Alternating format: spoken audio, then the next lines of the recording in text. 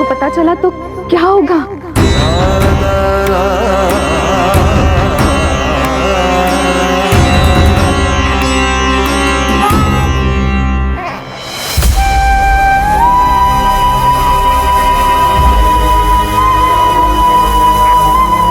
अपने पुत्र को इन हाथों में थामना। कितने वर्षों से इस पल की प्रतीक्षा कर रहा था मैं, और आज जब यह पल आया है, मेरी आंखों में दुख के आंसू हैं। एक पिता जब प्रथम बार अपनी संतान को गोद में उठाता है तो सबसे पहले यह सोचता है कि उसे क्या नाम दूं। उसका सुनहरा भविष्य कैसे सुनिश्चित करे।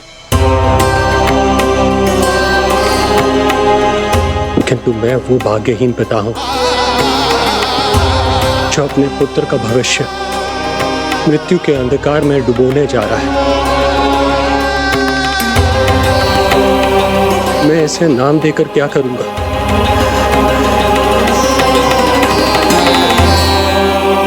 क्या आपके वचन का महत्व आपके पुत्र के प्राणों से अधिक है स्वामी?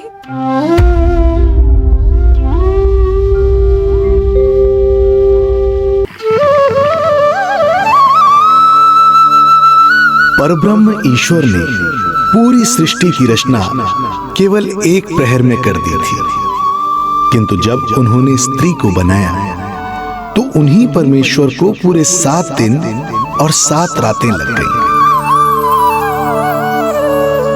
क्योंकि उन्हें स्त्री के व्यक्तित्व में मां बनने की अद्भुत क्षमता का निर्माण करना था, जो अपने तन को असहनीय पीड़ा देकर उसमें से एक नए जीव को जन्म देती है, जो अपने रक्त को दूध बनाकर अपनी संतान का पोषण करती है। वो एक मां ही होती है।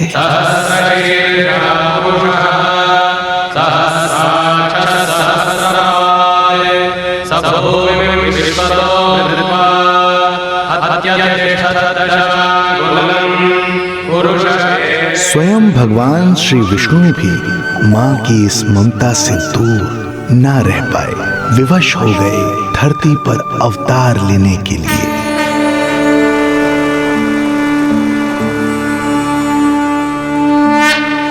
शांताकारं भुजगशयनं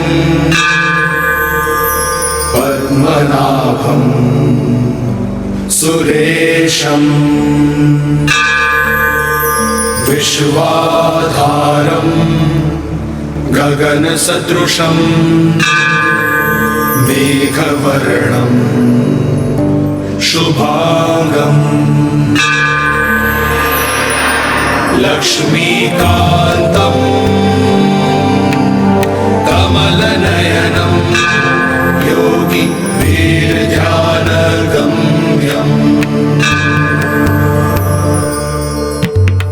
वन्दे विष्णुं भवभयहरं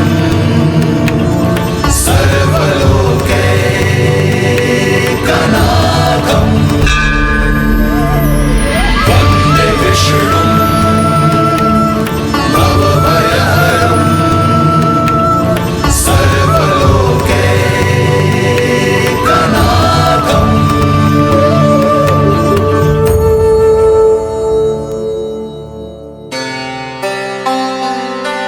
प्रणाम प्रभु। प्रणाम। प्रणाम माता।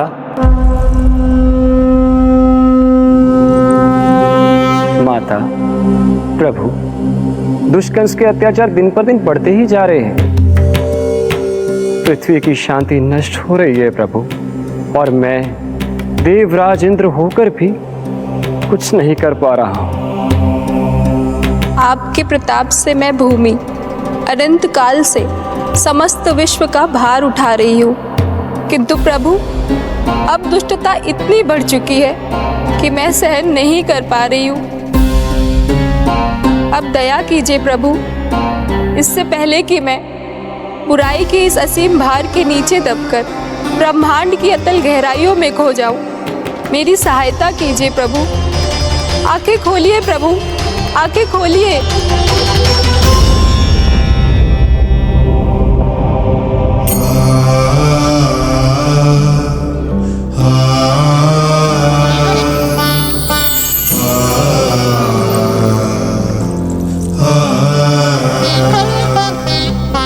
चिंता मत कीजिए, समय की पुकार को अनसुना नहीं करूंगा मैं आप सबका कष्ट हरूंगा। मैं अवश्य अवतार लूंगा, मैं अवश्य अवतार लूंगा, मैं अवश्य अवतार लूंगा। श्री कृष्ण के रूप में, श्री कृष्ण के रूप में, श्री कृष्ण के रूप में।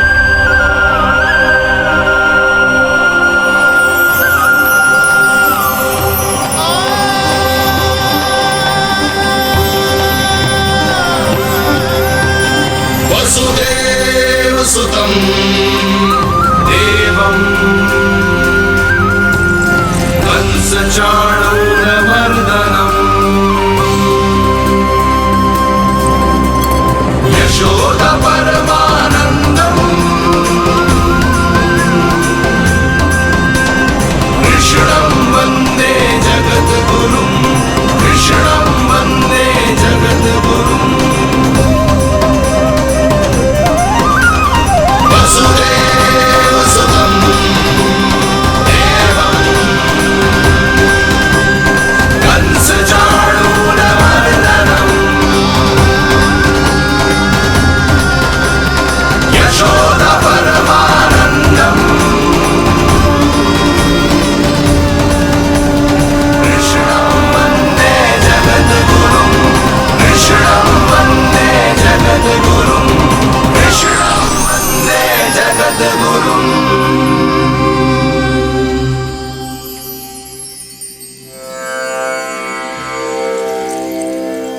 कंस का वध करूंगा, ऐसी परिस्थितियां उत्पन्न करूंगा जिनके कारण इस काल का सबसे बड़ा युद्ध होगा।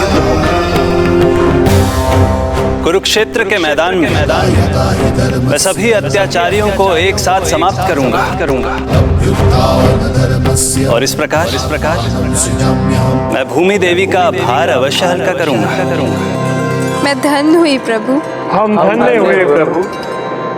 किंतु ये सब मेरे अगले अवतार के प्रमुख कारण नहीं है। तो फिर प्रभु? मेरे अगले अवतार का सर्वप्रथम और सर्व प्रमुख कारण है मां के अलौकिक प्रेम का अनुभव करना। मैं मां की ममता के सभी रूपों का आनंद लेना चाहता हूं। उसके हाथों से भोजन करना, उसके अंग से लिपट जाना, लोरियां सुनना,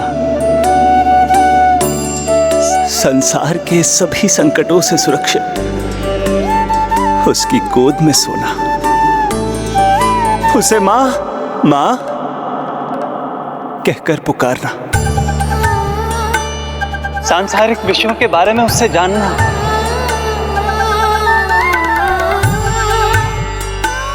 और फिर कोई शैतानी कर उसके आगे आगे भागना, उससे डांट खाना और फिर उसे मनाने के लिए क्षमा मांगना।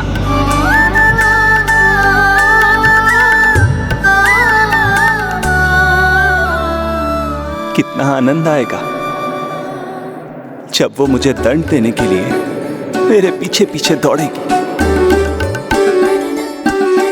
और मैं उस डर से सभी दिशाओं में भागता फिरूंगा। और फिर जब वो थककर हाँफते हाँफते रुक जाएगी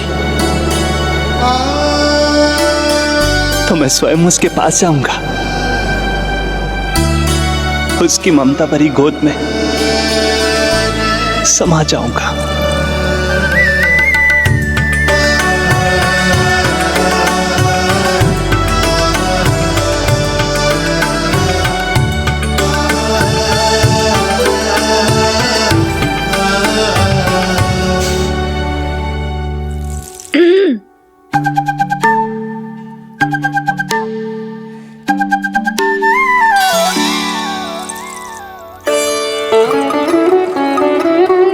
प्रभु, एक प्रश्न है। माँ और संतान के अद्भुत रिश्ते के इस आनंद को आप किसके साथ अनुभव करना चाहते हैं?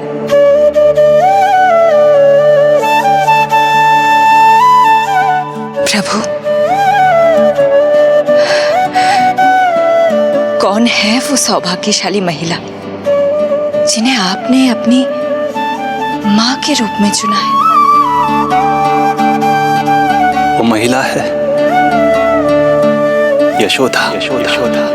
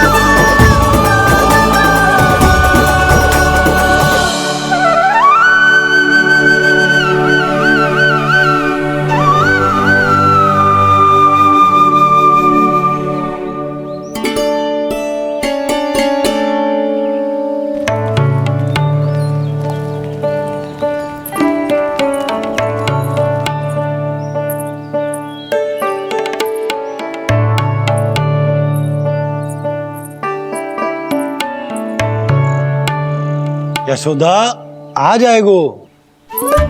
आपके जैसा बड़ा ना है कि रास्ता ढूंढते हुए अपने आप घर लौट आएगो। बस 6 महीने का बालक है, अबोध है। हे नारायण, क्षमा करना, अपने पतिदेव से ऊंचे स्वर में बात कर ली मैंने।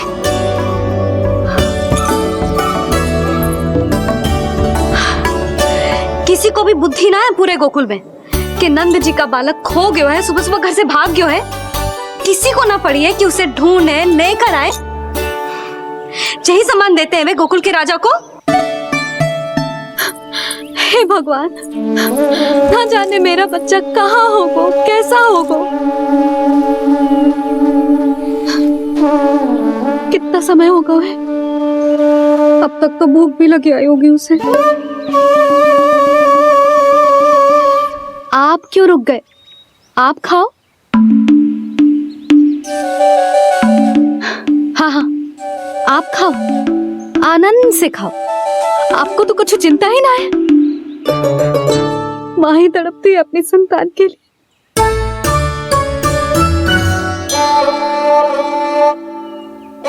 अब क्या खाली पेट काम पे जानो है?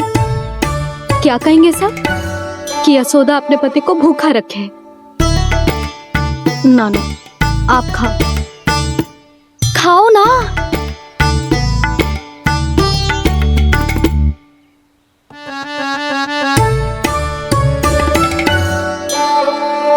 गुड़ के लड्डू कितने पसंद है उसे, कब से बना के रखे हैं। यशोदा, तुम स्वयं क्यों नहीं जाकर ढूंढती उसे? लड्डू भी खिला दियो और घर वापस भी ले आएंगे। जाओ, शीघ्र जाओ।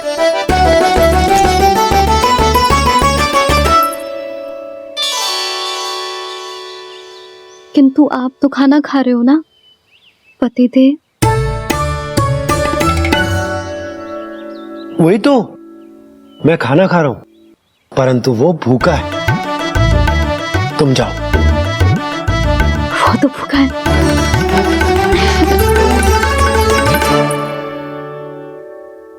ये बनेगी श्री हरि के अगले अवतार की माँ।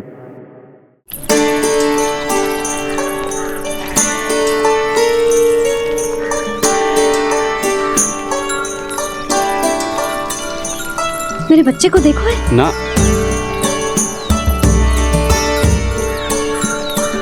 काकी, मेरे बच्चे को देखो है। नहीं नहीं,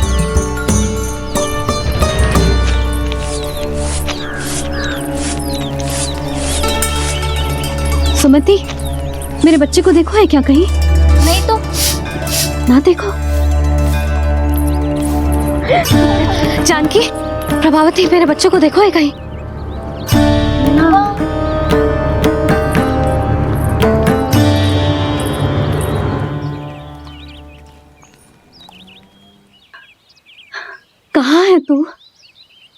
देख तेरी मैया कितनी चिंतित हो रही है, और तू है कि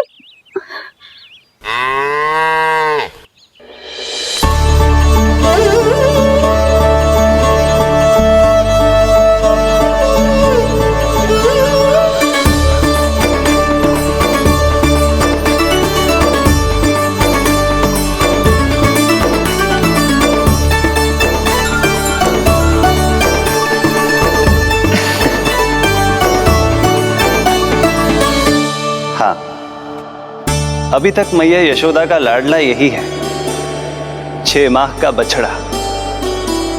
इसी पर ये अपनी सारी ममता न्योछावर करती हैं। तू फिर भाग गो, प्रतिदिन का काम हो गो है तेरा। मैंने कही थी ना, मेरे बिना अपनी मैया के बिना कहीं ना जानो है। ये संसार कितना भयानक है कुछ मालूम है तुझे? दुष्ट भरे पड़े चारों ओर। वाह, दुनिया की अनोखी मैया और उसका अनोखा बालक, जो कि बालक है ही ना, गाय का बछड़ा है।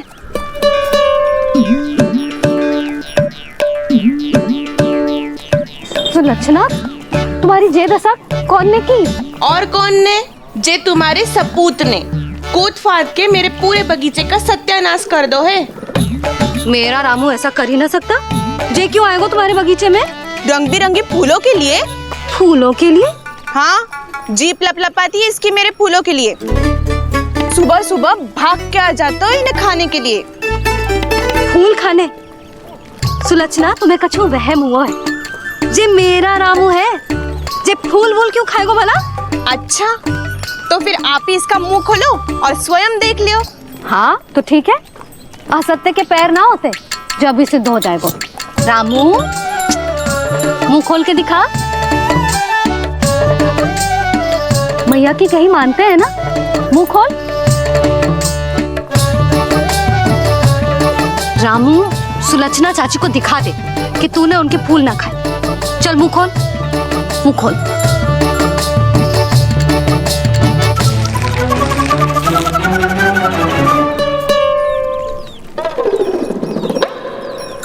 हाँ, देख लो, इसने कुछ ना खाया है। हाँ, हम चल रहे हैं। अरे पर मुझे भी तो देख लेने दो। सुलक्षणा, मैं नंद देव की पत्नी हूँ। तुम्हें क्या लगता है मैं असत्य बोलूंगी? ना ना जशोदा जी, लेकिन आप तो सिद्ध करने वाली थी ना। हो तो गए हो सिद्ध। चल रामू, देर हो रही। अरे अरे, वैसे रामू, ये बहुत बुरी बात है। नंद जी का बालक चोरी कर दो। छी, जो अपनी वस्तु ना है उसे छूते भी ना है। समझ आई? जे करूंगी, सुलक्षणा के यहाँ भरी टोकरी बेसन के लड्डू भिजवा दूंगी, प्रसन्न हो जाएगी। ये तो बड़ी चतुर है प्रभु। हाँ प्रभु, और जीवट भी है इनमें। बस यही देखा आप सबने? क्या आपने एक मां की चिंता नहीं देखी? प्रत्येक मूल्य पर अपनी संतान की रक्षा करने का स्वभाव नहीं देखा? या फिर असत्य भाषण करने पर अपनी भूल सुधारने की व्यग्रता नहीं देखी? कोई बात नहीं, मैं बताता हूं यशोदा क्या है। यशोदा पवित्रता की प्रतिमूर्ति है, विश्वास का आधार सुरक्षा की भावना है,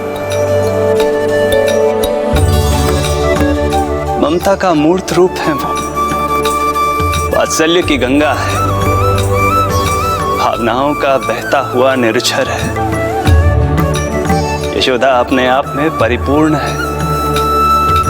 यशोदा मां है। प्रभु, मां यशोदा निश्चित ही अद्भुत है। जिनके यहाँ आप पुत्र बनकर जाना चाहते हैं, उन्हें तो असाधारण होना ही है।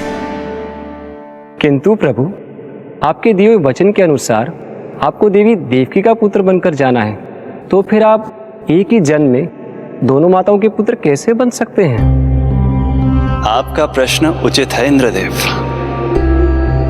पूर्व काल में प्रजापति सुतप्पा और उनकी पत्नी प्रश्नी ने मेरी घोर तपस्या की थी। उनके आग्रह करने पर मैंने उन्हें वरदान दिया था कि जब वो देवकी और वसुदेव के रूप में पृथ्वी पर आएंगे तब मैं उनका अष्टम पुत्र कृष्ण बनकर जन्म लूंगा। पर मैया यशोदा के वात्सल्य प्रेम ने मुझे दुविधा में डाल दिया, क्योंकि वो भी तो पिछले जन्म से ही है ना। पिछले जन्म से?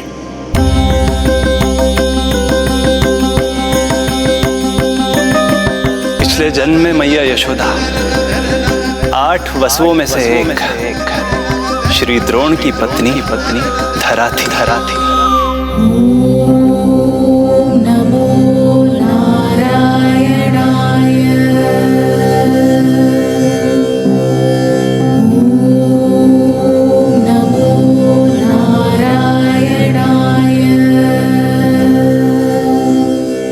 दोनों सहस्त्रों वर्षों तक निरंतर मुझे पुत्र रूप में पाने की मनोकामना के साथ घोर तपस्या करते रहे। अपने तप में वो दोनों इतने लीन थे कि प्रकृति की कोई भी शक्ति उनका ध्यान भंग नहीं कर पाई। किंतु फिर एक दिन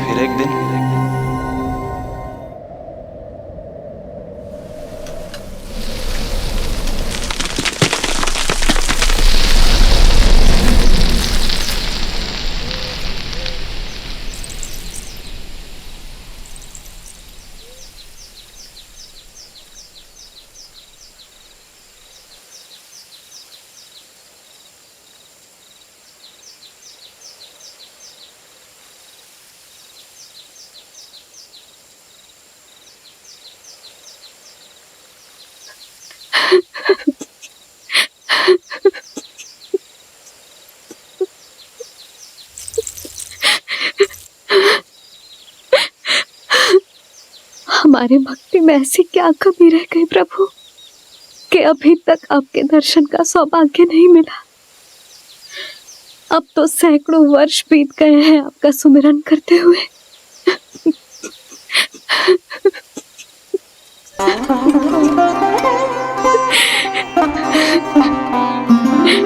साचा सुमिरन सबसे हरि का, साचा है हरि नाम। साचा सुमिरन सबसे हरि का, साचा है हरि नाम। जिनकी कृपा से बन जाते हैं सबके बिगड़े काम, सबके बिगड़े काम। साचा सुमिरन सबसे हरि का, साचा है हरि नाम। आतुर है आंचल का उपवन, सुनने को पैजनिया छुन छुन। मधुर मधुर तुतलाती बोली, खेले संग संग आँख में चोली। मेरे मुख पे भी वेद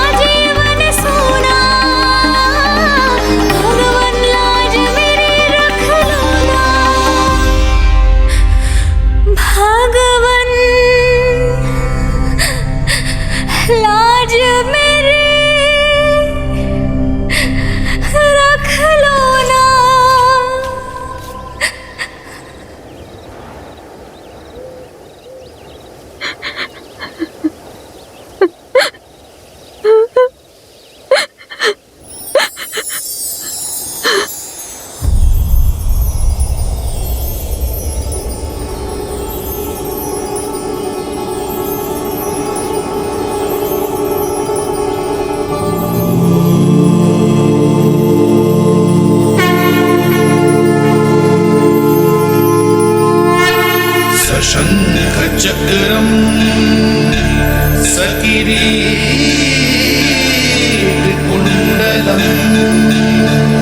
सपीतवस्त्रम् सरसीरुहेक्षणम् सहारवक्षस्थलशोभितौस्तुभम्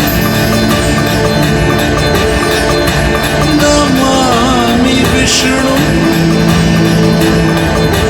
शिरसा चतुर्भुजम्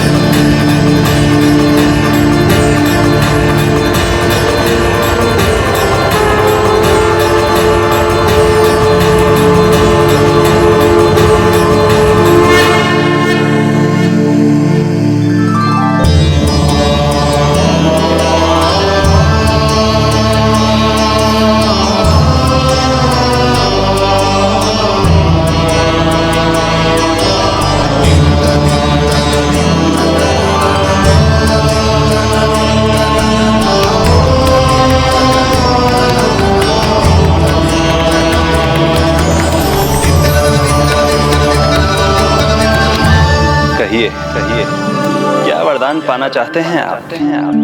प्रभु, हम आपकी सेवा करना चाहते हैं, परंतु भक्त की भांति नहीं, अभी तो माता पिता के समान। आपका एक पुत्र के रूप में पालन पोषण करें। आप हमें माँ पिता के भांति प्रेम दें और हम आप पर अपनी ममता न्योछावर कर सकें। बस इतनी ही इच्छा है प्रभु। आपकी इच्छा पूर्ण होगी। मैं आपकी संतान के रूप में अवश्य आऊंगा, किंतु उसके लिए आपको मेरे अगले अवतार के बाद एक और अवतार की प्रतीक्षा करनी होगी, क्योंकि अगले जन्म के लिए मैं पहले ही ये वरदान माता देवकी को दे चुका हूँ। प्रभु, किसी भी जन्म में आपको अपने पुत्र के रूप में पाना मेरा सौभाग्य होगा, किंतु मेरी ममता मेरे वश में नहीं है प्रभु। आप साक्षात मेरे सामने खड़े हैं, किंतु मेरे नेत्र आपके इस दिव्य चतुर्भुज रूप को नहीं देख पा रहे। इन्हें तो आप अभी से बाल रूप में दिखाई दे रहे हैं। मेरे भीतर उमड़ती ममता की ज्वार का अनुभव कीजिए प्रभु। केवल कल्पना मात्र से मेरा वक्षस्थल दूध से भराया है।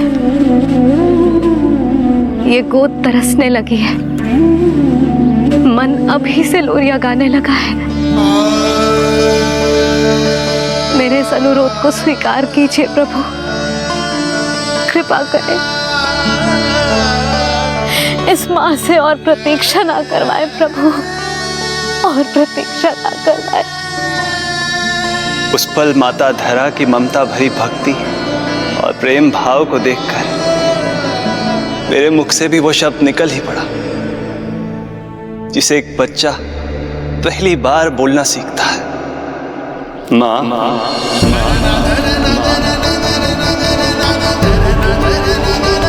अब ये प्रतीक्षा केवल आपकी ही नहीं, मेरी भी होगी। मैं भी तरसूंगा आपका पुत्र बनने के लिए। इस समय मैं विवश हूँ, किंतु मैं आपको वचन देता हूँ, मैं आपकी संतान बनकर अवश्य आऊंगा, प्रभु।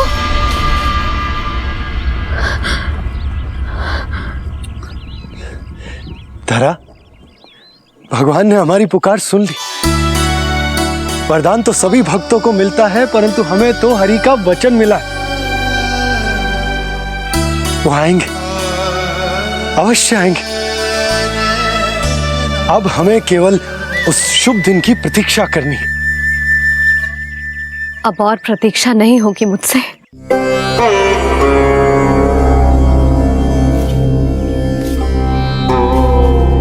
हमने सहस्त्रों वर्षों तक तपस्या की, ये समझ लो कि वो तपस्या अभी शेष नहीं। श्री हरि को अपने सामने देखकर मेरी व्याकुलता का बांध टूट गया है। 2 जन्म बहुत बड़ा समय होता है स्वामी। अब अपने पुत्र के रूप में हरि को गोद में खिलाने के लिए अब मैं और 2 जन्मों तक प्रतीक्षा नहीं कर सकती।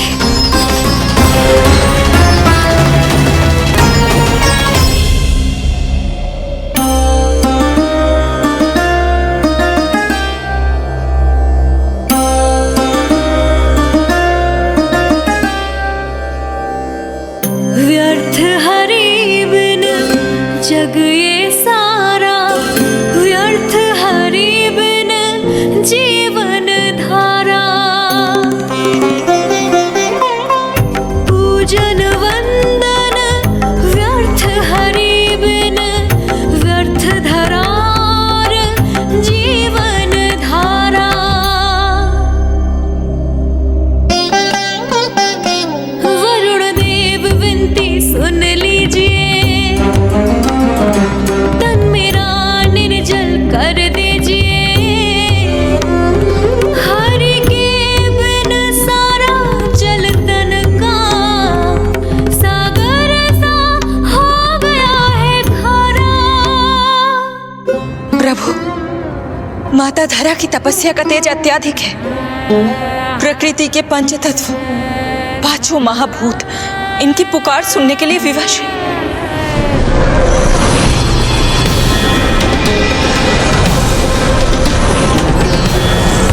धरा, प्रिय ये क्या कर रही हो? रुक जाओ। जठराग्नि सब दूर ये कर दो, अग्नि देव मेरे ताप को हर लो। माता जो वंचित ममता से, जग में नहीं उसको कुछ प्यारा। पूजन वंदन व्यर्थ हरि बिन, व्यर्थ धरार जीवन धारा। प्रभु, यदि अग्निदेव अपना अग्नि तत्व वापस ले लेंगे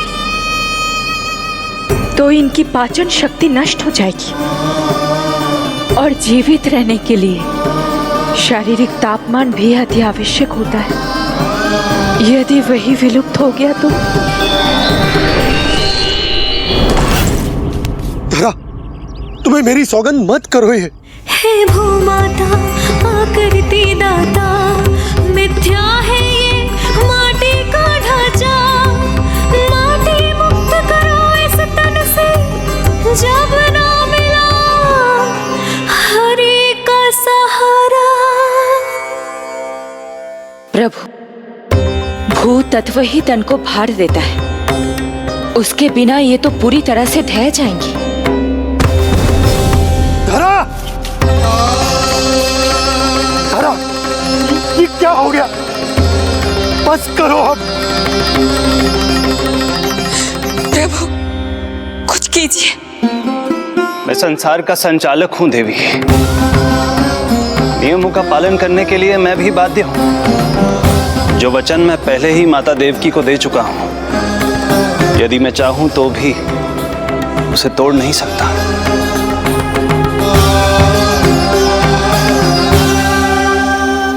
सुख लो आयु सब इस तन की, आस है जो ना शेष है मन की। वायु देव कृपा करो अब ये, रोक दो इन श्वासों की धारा।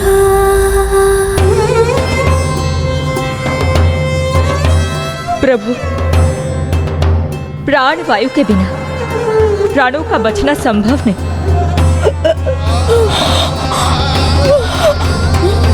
धरा,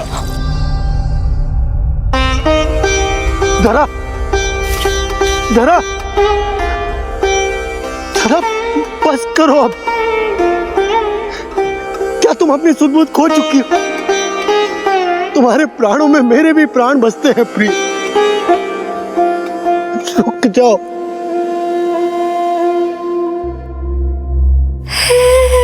आकाश देव तुमको मेरा अंतिम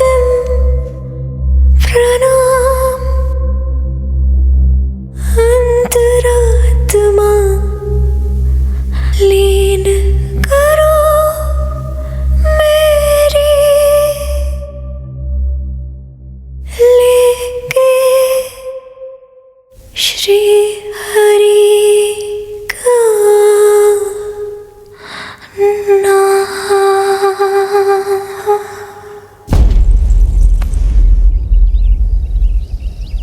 धरा धरा धरा, ये क्या कर लिया तुमने? धरा,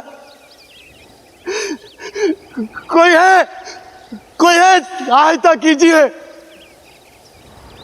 धरा, जल। धरा, तुम चिंता मत करना, मैं यही हूं। मैं 2 क्षण में जल लेकर आता हूं।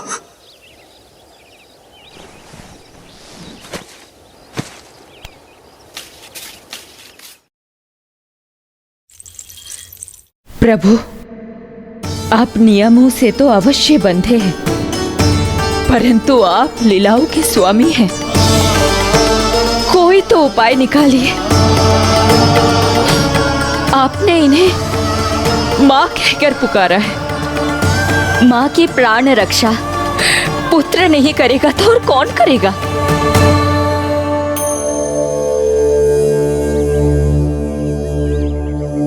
प्रेम ना जिसकी सीमा कोई, ना कोई आया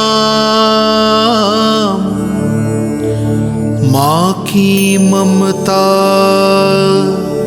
के आगे। विवश हुए भगवान, विवश हुए भगवान।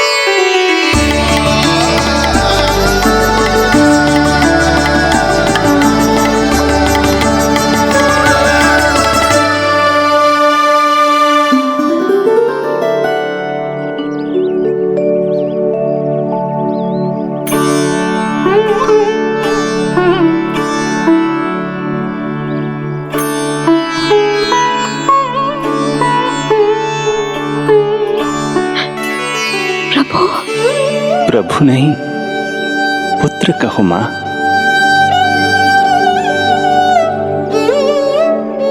पुत्र, मेरा पुत्र, मेरा पुत्र।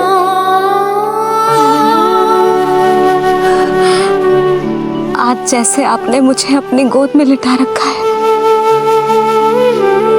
क्या कुछ कुछ ऐसा नहीं हो सकता कि शीघ्र ही मुझे आपको अपनी गोद में खिलाने का अवसर मिल जाए?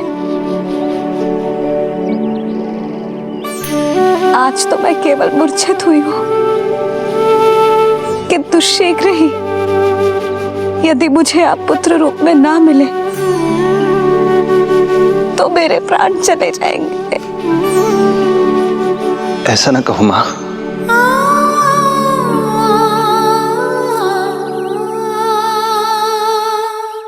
माता देवकी को मैं पहले ही वचन दे चुका हूं, इसलिए विधि के विधान के अनुसार मुझे उन्हीं का पुत्र बनकर जन्म लेना होगा। किंतु आपकी आतुरता का अनुभव करने के बाद अब मैं भी आपका स्नेह पाने से स्वयं को और वंचित नहीं रख सकता।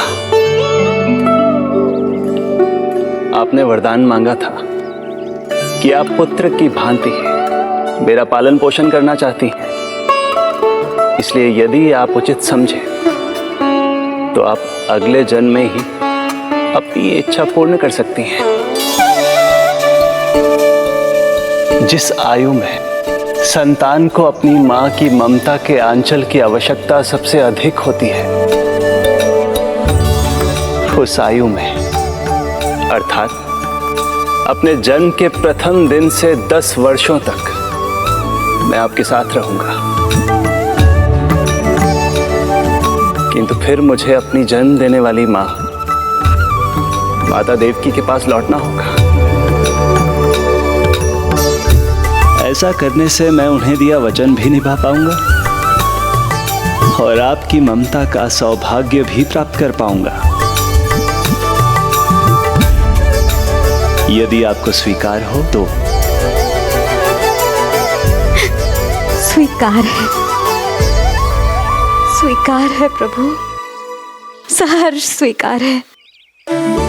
एक माँ और पुत्र का नाता केवल उसके कोख से जन्म लेने से ही नहीं बनता, ये नाता तो ममता से बनता है।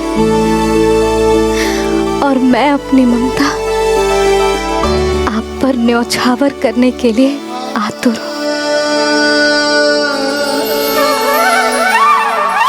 यशोमती मैया के नंद लाला, यशोमती मैया के नंद लाला, यशोमती मैया के नंद लाला, यशोमती मैया के नंद लाला। तो इस प्रकार परमपिता परमेश्वर श्री हरि विष्णु एक ही जन्म में दो माताओं का पुत्र बनने के लिए उत्साहित भी थे और भावुक भी। किंतु जगत माता श्री लक्ष्मी और अन्य सभी देवगण ये जानना चाहते थे कि श्री हरि ये अभूतपूर्व कार्य कैसे करेंगे। भगवान बोले, ये सब संभव होगा उसके कारण जो मेरे अगले जन्म की कथा का मुख्य पात्र है, कंस।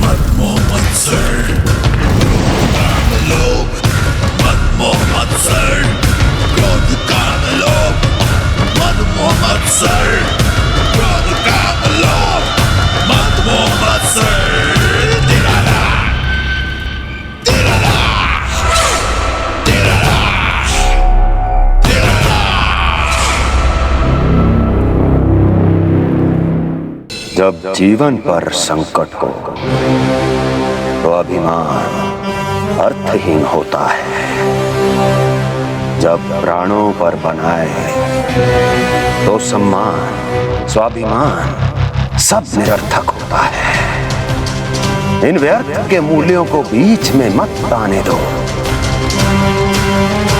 और दया उसे तो बिल्कुल नहीं। मार डालो साधु संत ऋषि मुनि स्त्री वृद्ध, चाहे वो नवजात शिशु ही क्यों ना हो।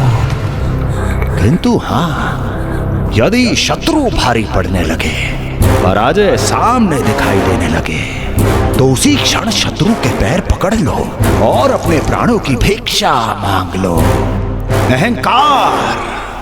अहंकार को आड़े मत आने दो। अग्निः शेषम ऋणः शेषम शत्रुः शेषम तथैव च पुनः पुनः प्रवर्धेत तस्मात् शेषम न कार्येत। अर्थात अग्नि की एक भी चिंगारी, ऋण की एक भी मुद्रा और शत्रु की एक भी संतान यदि शेष रह जाए तो शीघ्र ही विकराल रूप धारण कर सकती है। इन सब का समूल नाश ही एकमात्र उपाय है अपनी सुरक्षा का। इसलिए कहता हूं, साम दाम दंड भेद, कोई भी युक्ति क्यों ना लगानी पड़े, शत्रु के प्राणों का हरण ही परम उद्देश्य होना चाहिए। छोड़ो मत, फिर चाहे वो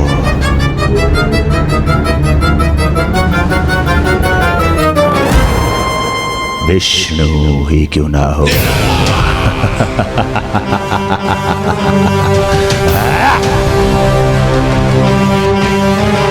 यही थी कंस की दिनचर्या।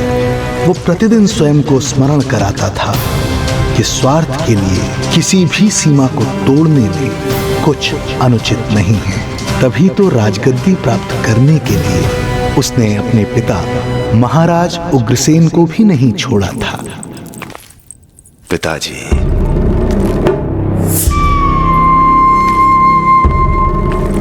हो सके तो मुझे क्षमा कर दीजिएगा।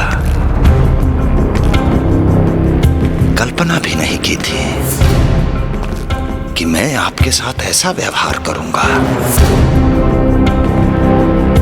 आपको प्रतीत हो रहा होगा कि मैं क्रूर हूं, स्वार्थ में अंधा हो गया हूं, किंतु मैं विवश हूं।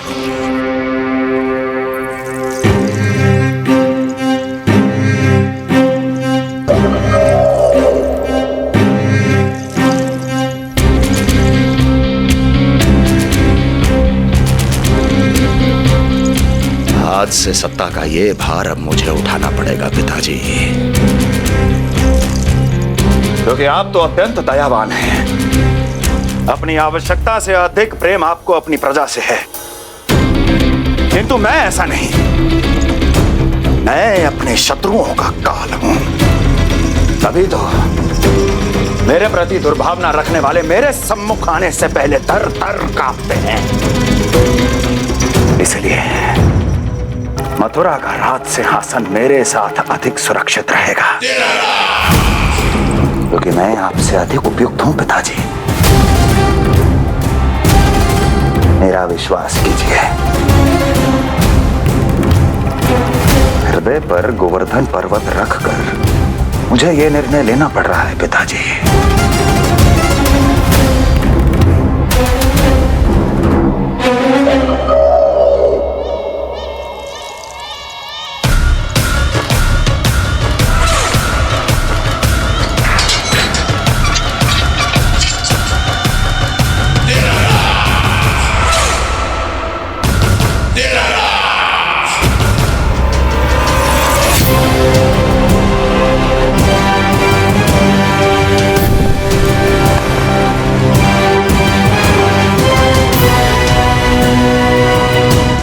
चाबी यमुना में फेंक देना।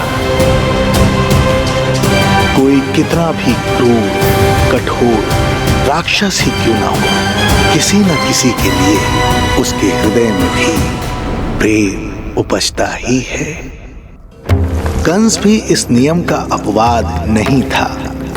इस संसार में एक जीवात्मा ऐसी भी थी जिसे वो स्वयं से भी अधिक स्नेह करता था, और वो थी उसकी लाडली बहन देवकी।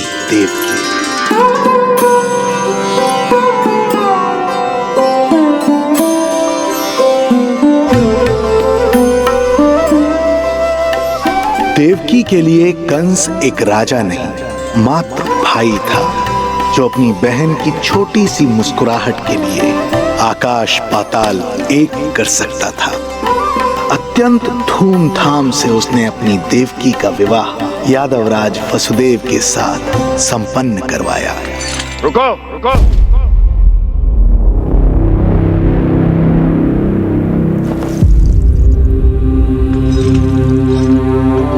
ये आप क्या कर रहे हैं? आप मथुरा नरेश हैं? नहीं कुंवर जी, आज मैं मात्र वो भाई हूं जो अपनी प्रिय बहन के साथ बस कुछ क्षण और व्यतीत करना चाहता है। कंस के हृदय में देवकी के लिए उमड़ता प्रेम का सागर तब अचानक सूख गया जब उसने ये आकाशवाणी सुनी। महापापी अत्याचारी कंस,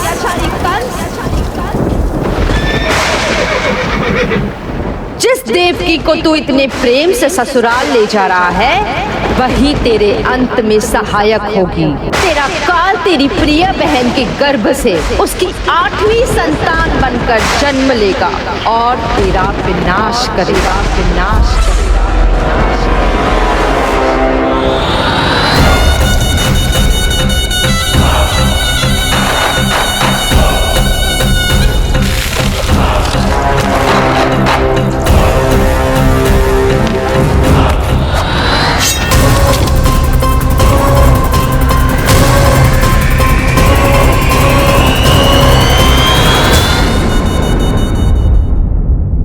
कौन है आप?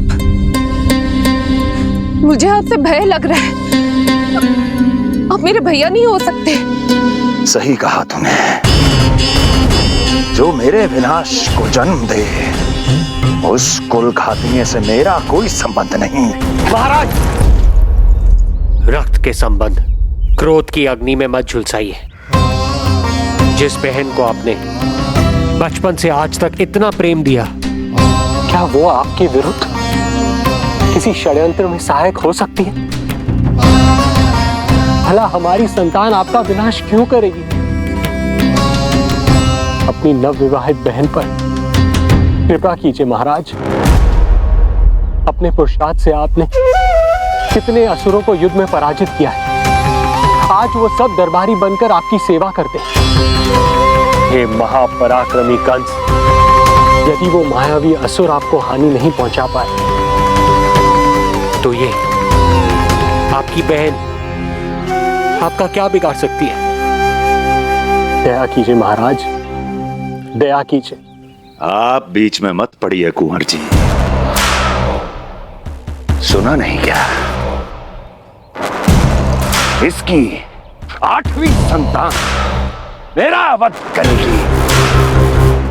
जब मां ही नहीं बचेगी, तो 8वीं संतान के जन्म का तो प्रश्न ही नहीं उठता। यदि ऐसा है तो आप मुझे मार दीजिए। जब मैं ही जीवित नहीं रहूंगा, तो देवकी की संतान होने की संभावना ही समाप्त हो जाएगी। अपने बहनोई की हत्या का पाप मैं नहीं कर सकता। और बहन की हत्या का पाप कर सकते हैं? जिसे जीवन भर प्रेम दिया है, उसके प्राण लेने का अधिकार है मुझे। प्रिय भैया, यदि आपको इस विषय में इतना संदेह है, तो आप हमारी 8वीं संतान के प्राण ले लीजिएगा। बल्कि 8वीं संतान ही क्यों, उसका जन्म होने तक हमारी सभी संतानों का वध आप स्वयं अपने हाथों से कर लीजिए। स्वामी! हे मथुराधिपति, मेरी पत्नी को प्राण दान दे दीजिए। मैं महाराज शूरसेन का पुत्र वसुदेव आपको वचन देता हूँ, अपनी 8 संतानों को जन्म लेते ही स्वयं आपके सामने प्रस्तुत करूंगा। अपनी 8 संतानों को जन्म लेते ही स्वयं आपके सामने प्रस्तुत करूंगा।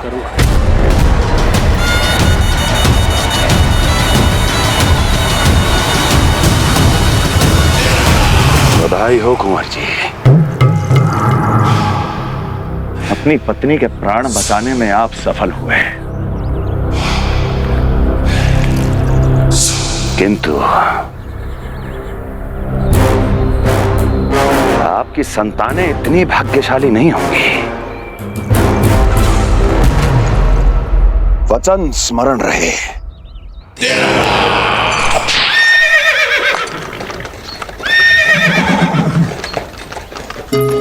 इस तरह रक्त की प्यासी कंस की तलवार की छाया में देवकी और वसुदेव का वैवाहिक जीवन प्रारंभ हुआ। जब कंस की निर्ममता और वसुदेव के वचन का ये दुखद समाचार गोकुल पहुंचा तो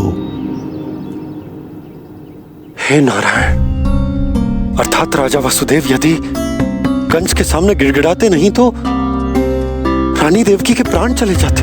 हाँ नंदराज, और अब वो दोनों कंस के महल में हैं, किंतु वो महल भी उनके लिए किसी बंदी गृह से कम नहीं है।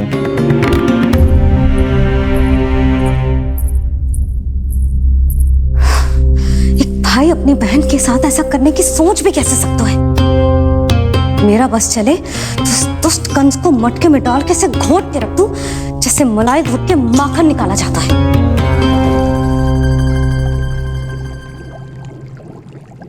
ना, माखन ना, जे कंस तो कीड़ा है, इसे तो पटक पटक के ऐसे मारना चाहिए जैसे कीड़ा निकालने के लिए धान के गट्ठर को पटका जाता है।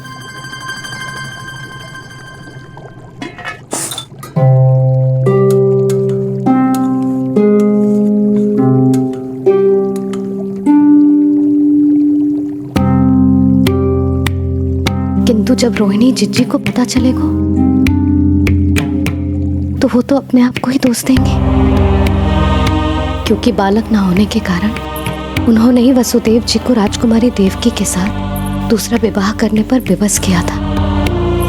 हे ईश्वर, जिस सुख के लिए रोहिणी जिज्जी ने पत्नी जीवन का सबसे बड़ा त्याग किया था, जब उन्हें पता चलेगा कि वही सुख उस क्रूर कंस ने छीन के मटिया मेट कर दिया है तो कितना कष्ट पहुंचेगा।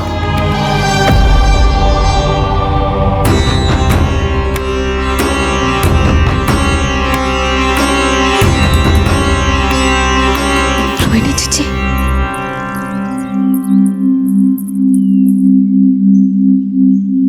गोप नरेश, कृपया मुझे अपने भैया के पास ले चलिए। संकट के समय मुझे उनके साथ होना चाहिए।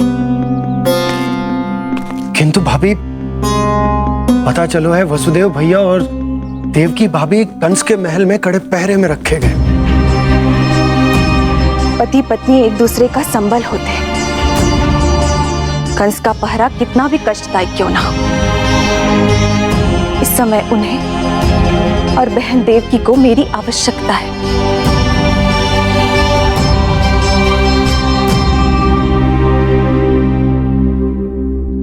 ये मेरी विवशता है कि यादव कुलदीपक होकर भी आपको इस महल में बंदियों की तरह रहना पड़ रहा है और मैं कुछ कर भी नहीं पा रही। काश आपने मुझसे विवाह ही ना किया होता। तो क्या मैं अपने भाग्य से भाग पाता देवकी? पूर्व जन्म के कर्मों के फलस्वरूप जो हमारी नियति में लिखा है वो तो हमें भोगना ही है। श्री हरि क्या करते हैं, कब और क्यों करते हैं, ये दुख हमारे जीवन में किस उद्देश्य से आए हैं, इन रहस्यों का पता लगा पाना हम मानवों के लिए संभव नहीं है देवकी।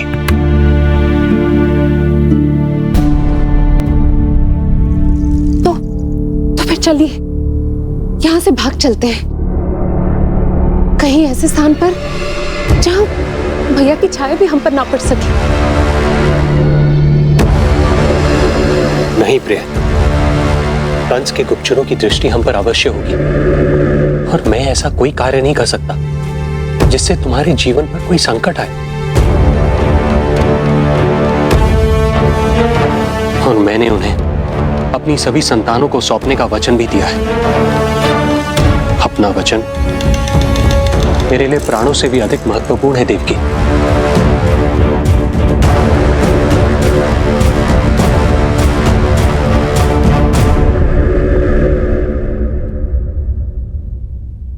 राजन, राजकुमारी, गोकुल से रानी रोहिणी और गोपराज नंद पधारे हैं।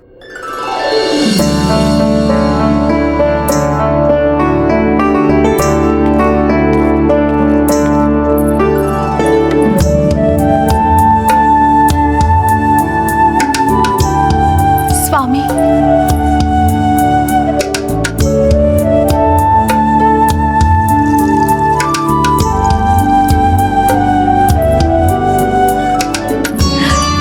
बहन, दीदी,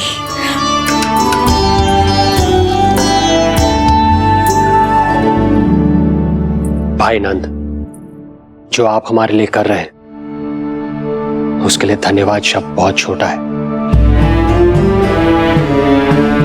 मैं अपने भाग्य को स्वीकार कर चुका हूं। यदि यही श्री नारायण की इच्छा है तो यही सही।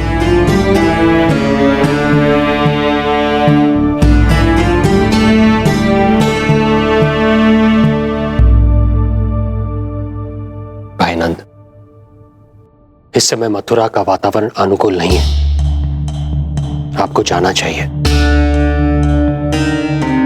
यशोदा भाभी भी चिंतित हो रही होंगी, उनसे कहिएगा हम यहां सुरक्षित हैं अभी तक।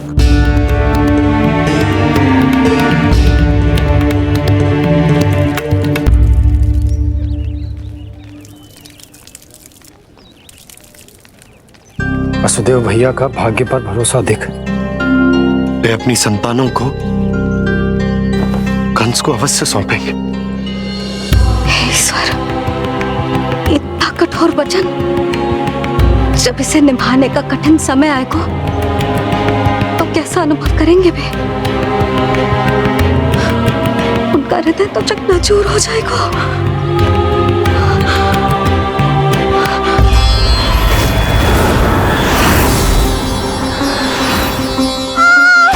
सब्र करो, देवकी, मैं महाराज शूरसेन का पुत्र वसुदेव आपको वचन देता हूं, अपनी 8 संतानों को जन्म देते ही स्वयं आपके सामने प्रस्तुत करूंगा।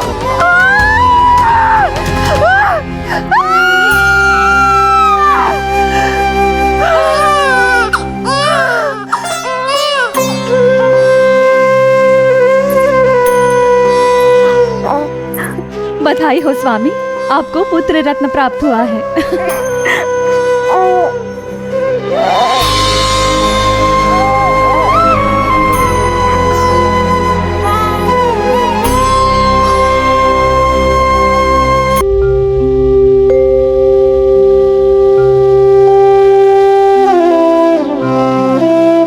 श्री नारायण का दूसरा नाम सत्य होता है देवकी।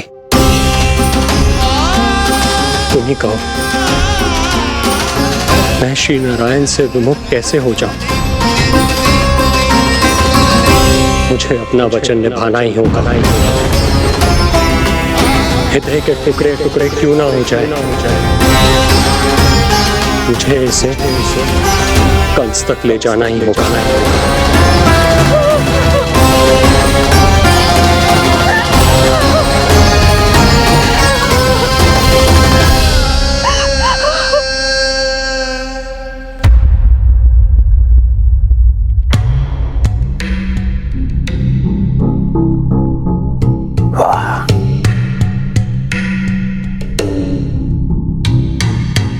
इतना स्वादिष्ट भोजन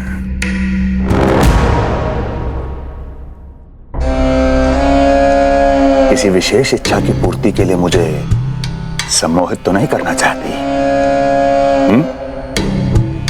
मुझे पति के रूप में प्राप्त कर तो चुकी हो, अब प्राप्त करने को क्या क्या बचा है प्राप्ति?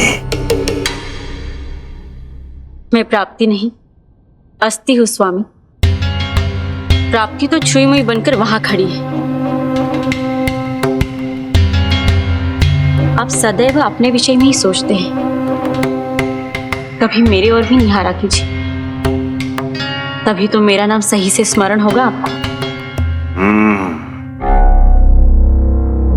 मैं अपने विषय में ही सोचता हूं, तभी तो दसों दिशाओं में मेरे नाम का डंका बजता है, मेरे साम्राज्य का विस्तार होता है, तभी तो मेरा अस्तित्व है।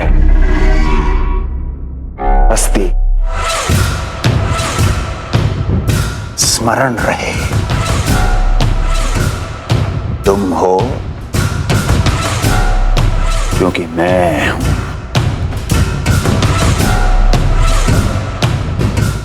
वन में यदि सिंह न हो तो उसके आश्रिति पर गीदड़ भी आक्रमण कर देते हैं। सिंह कभी अपने शत्रु को एक क्षण भी जीवित नहीं छोड़ता महाराज। आपने तो छोड़ दिया देवकी को। सिंह नहीं, आप वो गाय हैं जो अपनी कसाई से अथाह प्रेम करती है।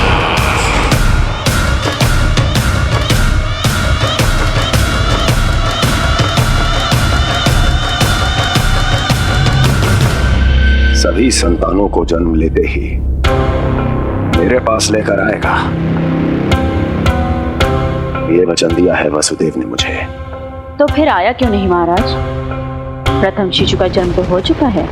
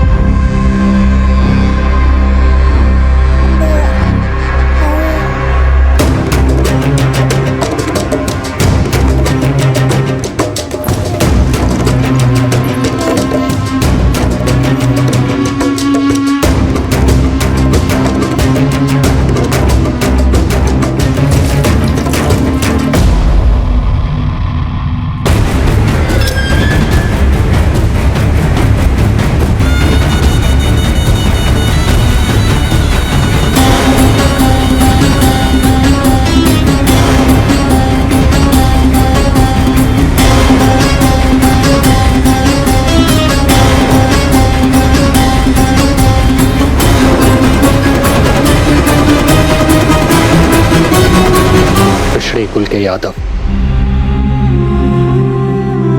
अपना वचन मिथ्या नहीं होने देते महाराज।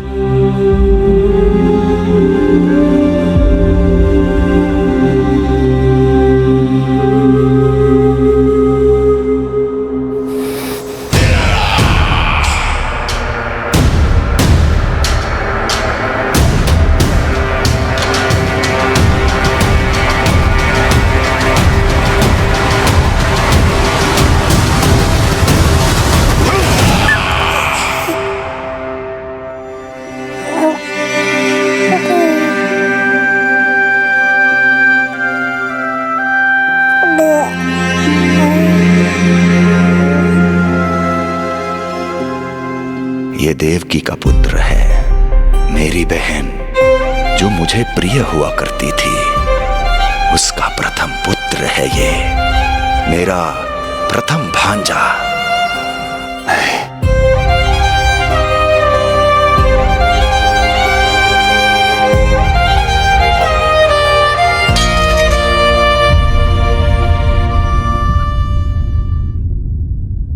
इसे वापस ले जाइए कुंवर जी।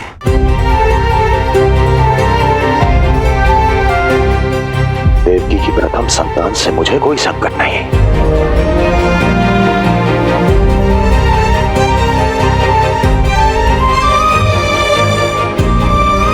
और आपको क्या लगता है कुंवर जी कि मैं कोई राक्षस हूं क्या?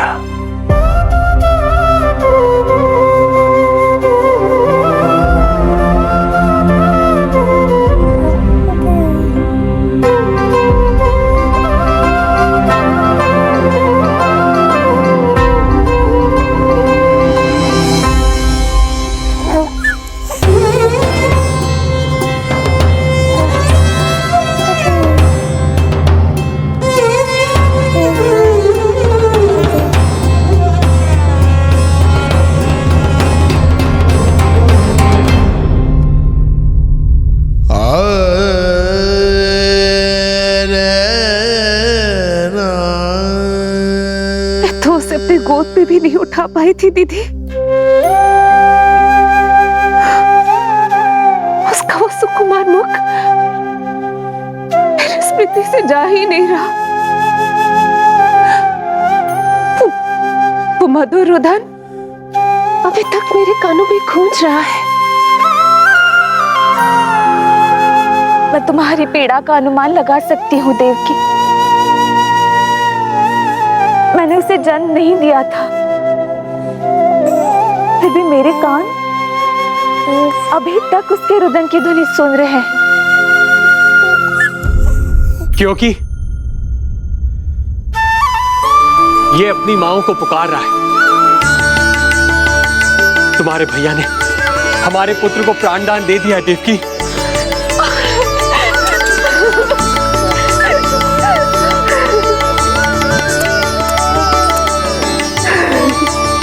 स्वामी, अब अपने पुत्र का नामकरण कीजिए। इसे ऐसा नाम दीजिए कि इसका भविष्य यश और कीर्ति से परिपूर्ण हो।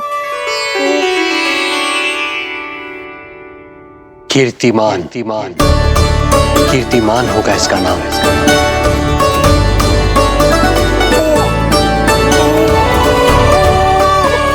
कीर्तिमान।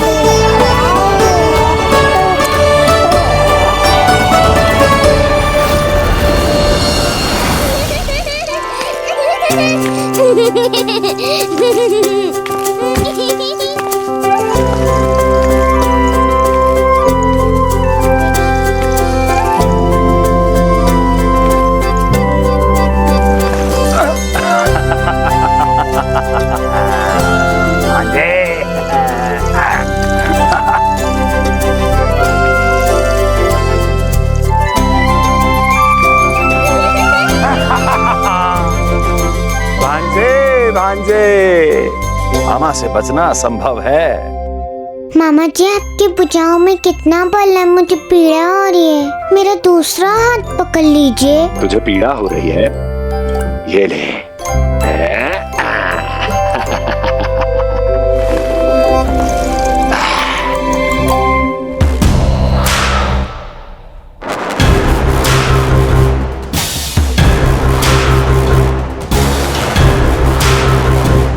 नारायण नारायण। मामा जी मूर्ख बन गए, मामा जी मूर्ख बन गए, मामा जी मूर्ख बन गए। इतना दुस्साहस। जा खेल। अब मामा जो है देवर्षि के साथ मंत्रणा करेंगे। जा खेल। क्योंकि अत्यंत महत्वपूर्ण ना हो तो देवर्षि हमारे द्वार पर आने का कष्ट नहीं उठाएंगे। कहिए देवर्षि, कैसे आना हुआ? मैं तो बस आपको ये अद्भुत कमल पुष्प भेंट करने आया था महाराज। इसे देखते ही मुझे आपका स्मरण हुआ था। मानो ये मुझे पुकार कर कह रहा हो, मुझे महाराज कंस के पास ले चलिए। इसमें तो कुछ भी विशेष नहीं है देवर्षि।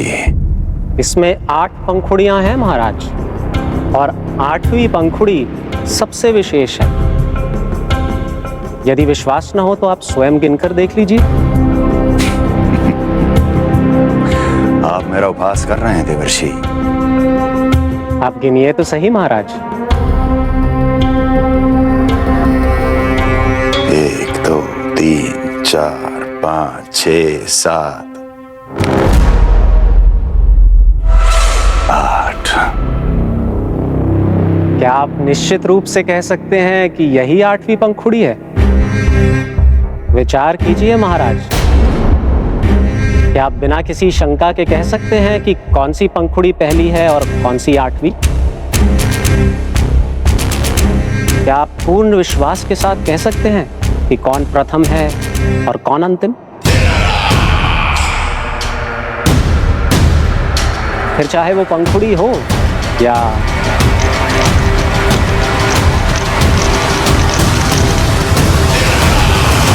सावधान करने के लिए धन्यवाद देवर्षि। कंस के साथ धोखा करने वाले को अति भीषण दंड मिलेगा। भविष्य में ऐसी कल्पना मात्र से ही मेरे शत्रु भय से कांप उठेंगे। मथुरा नरेश, मैं तो मात्र पंखुड़ियों की बात कर रहा था। यदि आपने कुछ और समझ लिया है तो उसका उत्तरदायित्व मेरा नहीं है।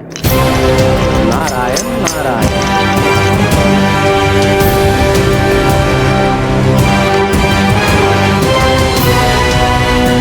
विचार कीजिए महाराज, क्या आप बिना किसी शंका के कह सकते हैं कि कौन सी पंखुड़ी पहली है और कौन सी आठवीं?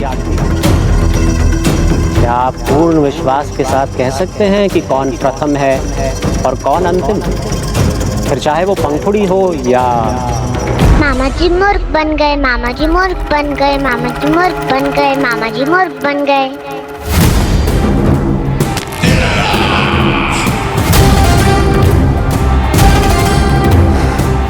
कंस को कोई मूर्ख नहीं बना सकता। कीर्तिमान। जी मामा जी। क्रोध काम लोभ मद मोह मत्सर, क्रोध काम लोभ मद मोह मत्सर, क्रोध काम लोभ। मामा जी मुझे दर्द हो रहा है। काम लोभ मद मोह मत्सर, क्रोध काम लोभ मद मोह मत्सर। स्वामी, ये कीर्तिमान के लिए कैसा लग रहा है? ये लीजिए स्वामी।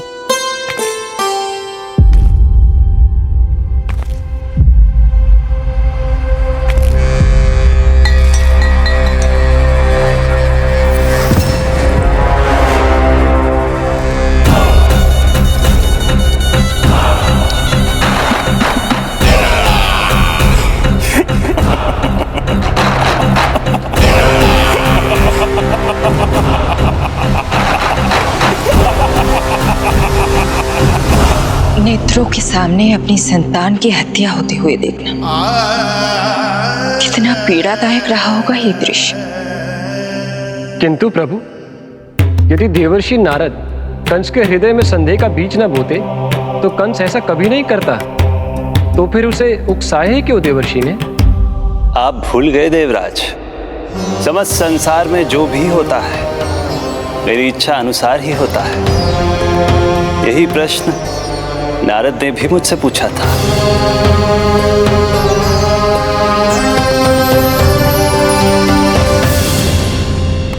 नारायण नारायण।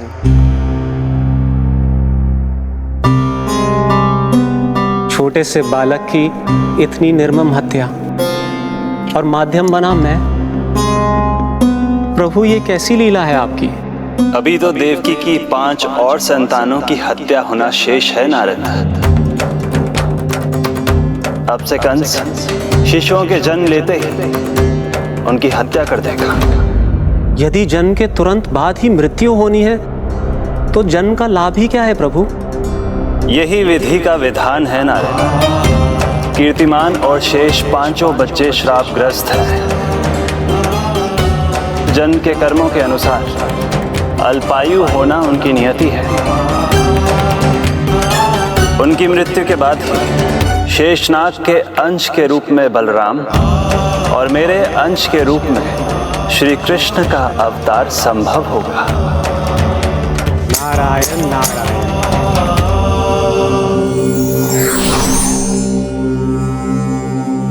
देवकी के पुत्र एक के बाद एक जन्म लेते रहे और उनकी हत्या कर कंस अपने पापों की संख्या में वृद्धि करता रहा। मत मारो मेरा पुत्र, मेरा पुत्र।